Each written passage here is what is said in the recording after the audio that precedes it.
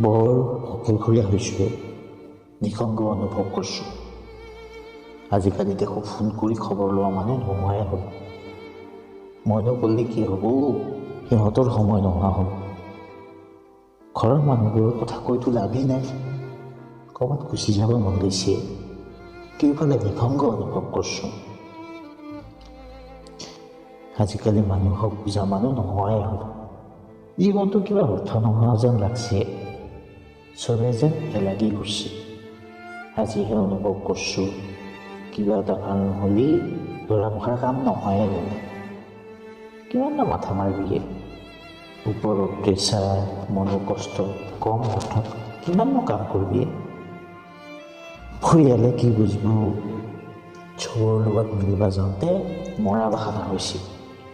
নহ'লেতো মানুহ বুলি গণ্যই নকৰে। কিবা মৰি যাব মন গৈছে।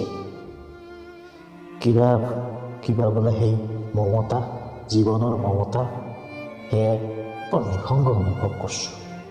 বৰ অকলশৰীয়া হৈছোঁ।